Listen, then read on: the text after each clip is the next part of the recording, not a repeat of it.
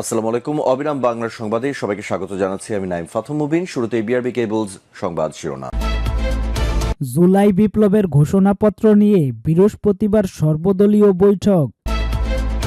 এবার ক্রিস্টিনার সঙ্গে ডিভোর্সের তথ্য সামনে আনলেন জয়। কাল ক্ষেপণ না করে নির্বাচনের তারিখ ঘোষণা করার আহ্বান রিজভির।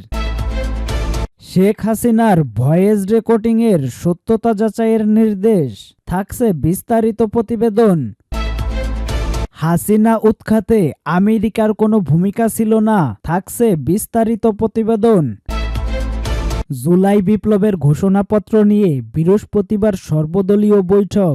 জুলাই গণ অভ্যুত্থানের ঘোষণাপত্র চূড়ান্ত করতে আগামী বৃহস্পতিবার সর্বদলীয় বৈঠক অনুষ্ঠিত হবে বলে জানিয়েছে অন্তর্বর্তীকালীন সরকার। মঙ্গলবার ঢাকা ফরেন সার্ভিস একাডেমিতে সরকারের উপদেষ্টা মাহফুজ আলম কথা জানান।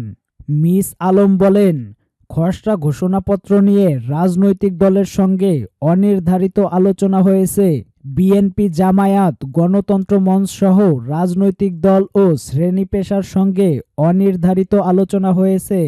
তিনি জানান, জুলাই বিপ্লবের ঘোষণাপত্র যেদিন হবে সেখানে প্রধান উপদেষ্টা, সব রাজনৈতিক দলের প্রতিনিধি ও অভ্যুত্থানের নেতৃত্ব দেওয়া শিক্ষার্থীরা উপস্থিত থাকবেন। উপদেষ্টা মিস্টার আলম বলেন, যদি 5ই আগস্ট বিকালে আমরা ঘোষণাপত্র দিতাম বা 2 দিন পর দিতাম, তখন সেখানে যে মোমেন্ট তৈরি হতো তেমন একটি মোমেন্ট তৈরি করতে চাচ্ছি না আমরা। এই ঘোষণাপত্র প্রস্তুত ও ঘোষণা মতামতের ভিত্তিতেই বৃহস্পতিবার চূড়ান্ত করা হবে বলেও তিনি জানান। তিনি বলেন, এটা জাতীয় গুরুত্বপূর্ণ ইস্যু, এত বড় একটা অভ্যুত্থানের দলিল, এটা করতে সবাইকে সংযমের দিকে যেতে হবে। জুলাই ঘোষণাপত্র সংবিধানে থাকবে কিনা সাংবাদিকদের এমন প্রশ্নের জবাবে উপদেষ্টা মিস্টার আলম বলেন, সংবিধানে অন্তর্ভুক্ত হওয়ার বিষয়ে সিদ্ধান্ত হবে যদি জনগণ সরকারকে এই দায়িত্ব দেয় তাহলে, আর যদি না দেয় আমরা মনে করি আগামী নির্বাচনে যারাই জিতবেন তারা এই অভ্যুত্থানের শক্তি হবেন এবং এই বিষয়ে সিদ্ধান্ত নেবেন। এবার ক্রিস্টিনার সঙ্গে ডিভোর্সের তথ্য সামনে আনলেন জয়। ছাত্র জনতার অভ্যুত্থানে পতনের পর শেখ হাসিনা ও তার পরিবারের সদস্যদের নানান গোপন বিষয় সামনে এসেছে। শেখ হাসিনার ভাগ্নি টিউলিপ সিদ্দিকের পর এবার রোষানলে পড়েছেন সজীব ওয়াজেদ জয়। এমনকি তার সংসার ভাঙার খবরও এসেছে সামনে। তিনি নিজেই জানিয়েছেন, ক্রিস্টিন এবং আমি আর একসঙ্গে থাকছি না, আমরা প্রায় 3 বছর আগে আলাদা হয়েছি। সোমবার রাতে নিজের ভেরিফাইড ফেসবুক পেজের এক পোস্টে কথা জানান দেশের সাবেক প্রধানমন্ত্রী শেখ হাসিনার ছেলে ও সাবেক তথ্য ও যোগাযোগ প্রযুক্তি বিষয়ক উপদেষ্টা সজীব ওয়াজেদ জয়। সম্প্রতি তার বিরুদ্ধে যুক্তরাষ্ট্রের federal bureau of investigation FBI এর একটি রিপোর্ট ফাঁস করা হয়েছে। জয়ের দাবি, রিপোর্টটি ভুল ও বিভ্রান্তিকর তথ্য দিয়ে ভরা। FBI এর অসাবধানতা ও বোকামির কারণে রিপোর্টটির মিথ্যা প্রমাণ স্পষ্ট হয়ে উঠেছে। রিপোর্টে কয়েকটি গুরুতর ভুল রয়েছে বলেও জানান জয়।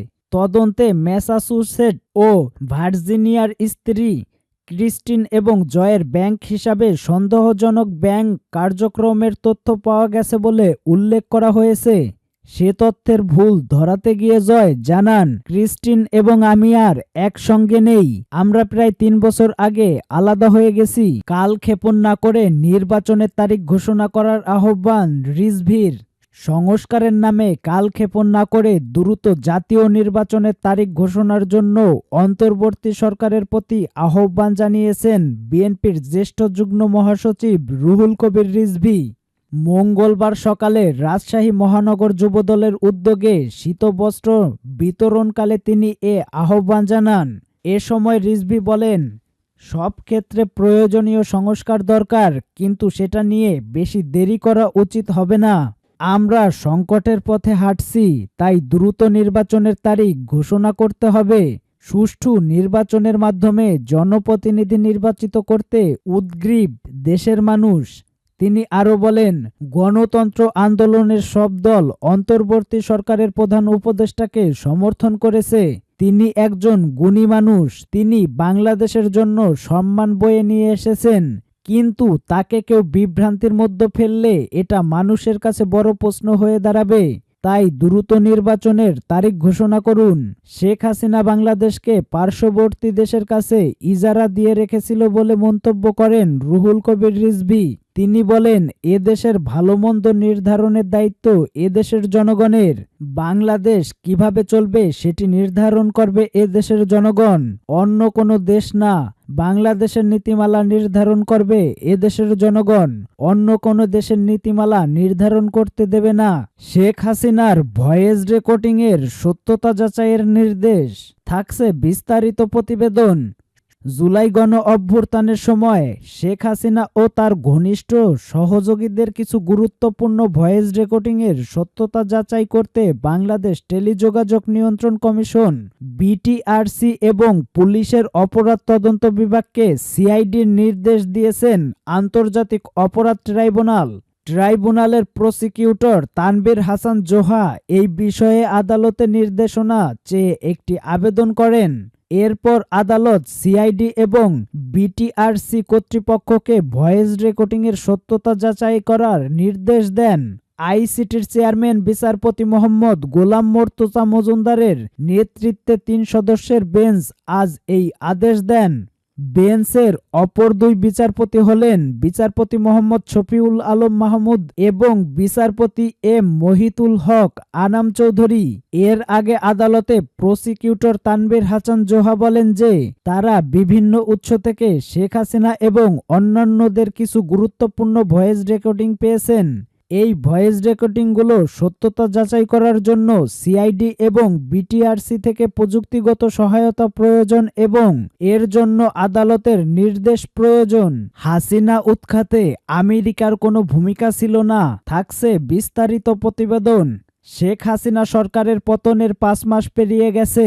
ছাত্র জনতার অভ্যুত্থানে গত 5 আগস্ট ক্ষমতাচ্যুতি ঘটে আওয়ামী লীগ সরকারের। প্রধানমন্ত্রীর পদ ছেড়ে সেদিন পালিয়ে ভারতে আশ্রয় নেন আওয়ামী লীগ প্রধান শেখ হাসিনা। তার আগে পরে দেশ ছেড়ে পলান সরকারের অনেক মন্ত্রী, এমপি এবং আওয়ামী লীগের নেতাকর্মীরা। জনরোষে ক্ষমতা হারানোর কয়েকদিন পরেই ভারতীয় গণমাধ্যমে শেখ হাসিনার বরাতে একটি খবর প্রকাশ করা হয়। সেখানে হাসিনা অভিযোগ করেন তাকে ক্ষমতাচ্যুত করার পেছনে যুক্তরাষ্ট্র তথা আমেরিকার হাত রয়েছে। যদিও পরে তার ছেলে এবং উপদেষ্টা সজীব ওয়াজেদ জয় দাবি করেন তার মা বাংলাদেশ ছেড়ে আসার পর এমন কোনো বক্তব্য বিবৃতি দেননি। বিদেশি শক্তির ষড়যন্ত্র তত্ত্ব পতনের আগেও দিয়েছিলেন শেখ হাসিনা। গণভবনে থাকাকালে একাধিক সংবাদ সম্মেলনে তিনি বলেছিলেন তাকে ক্ষমতাচ্যুত করার চক্রান্ত চলমান। এমনকি একটি বিশেষ দেশকে বাংলাদেশের ভূখণ্ডে সেন্ট মার্টিন বিমান ঘাঁটি নির্মাণের অনুমতি দিলে তিনি কোনো সমস্যায় পড়বেন না বলে আশ্বাস পেয়েছিলেন বলেও দাবি করেন তিনি। আওয়ামী লীগের কেন্দ্রীয় নেতৃত্ব থেকে তৃণমূলের নেতাকর্মীদেরও অনেকের ধারণা জুলাই বিপ্লবের পেছনে আমেরিকার ভূমিকা ছিল। ভারতীয় গণমাধ্যমেও এই বয়ানের পক্ষে অনেক প্রতিবেদন দেখা গেছে। তাদের খবরেও আকারে ইঙ্গিতে জো বাইডেন প্রশাসনকে দায়ী করা হয়েছে হাসিনার পতনের জন্য। কিন্তু যুক্তরাষ্ট্র বরাবরই এ ধরনের অভিযোগ নাকচ করে আসছে। আগস্টেই হোয়াইট হাউসের প্রেস সেক্রেটারি ক্যারিন জ পিয়েককে এই নিয়ে প্রশ্ন করা হলে তিনি সাফ ভাষায় দাবি করেন বাংলাদেশের সরকার বদলের সঙ্গে আমেরিকার কোনো সম্পৃক্ততা নেই। এবার বিষয়টি নিয়ে খোলাখুলি কথা বলেছেন যুক্তরাষ্ট্রের নিরাপত্তা উপদেষ্টা জ্যাক সুলিভান।